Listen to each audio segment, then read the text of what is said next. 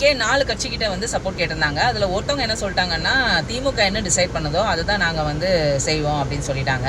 So அவங்க வந்து ஆதரவு இல்லைன்னு சொல்லிட்டாங்க. மீதி 3 பேர் வந்து டிஸ்கஷனில் தான் இருக்காங்க. இதோட எண்ட் ரிசல்ட் 3 விதமாக நம்ம எதிர்பார்க்கலாம். ஒன்று, அவங்க என்ன சொல்லலாம்னா, நாங்கள் வந்து டிவிக்கே கூட ஜாயின் பண்ணுறோம், எங்களோட ஆதரவு தெரிவிக்கிறோம் அப்படின்னு சொல்லலாம். 2வது, நாங்கள் ஆதரவு தெரிவிக்கல அப்படின்னு சொல்லிடலாம். 3வது, நாங்கள் வெளியில் இருக்கோம், டிவிக்கே கூட நாங்கள் சேரலை, வெளியில் இருந்து அவங்களுக்கு எங்களோட சப்போர்ட்டை காட்டுறோம் அப்படின்னு சொல்லலாம்.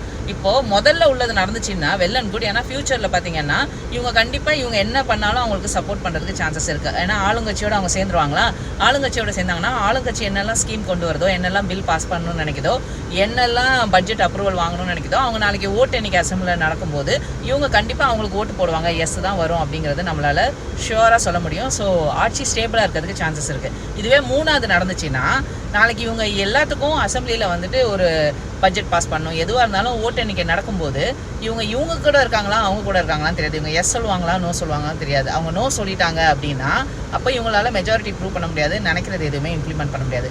அதனால தான் கவர்மெண்ட்டில் வந்து 118 மெஜாரிட்டி இருக்கிறவங்க தான் ரூலிங் பார்ட்டியாக கண்டினியூ பண்ண முடியும்னு சொல்லியிருக்காங்க.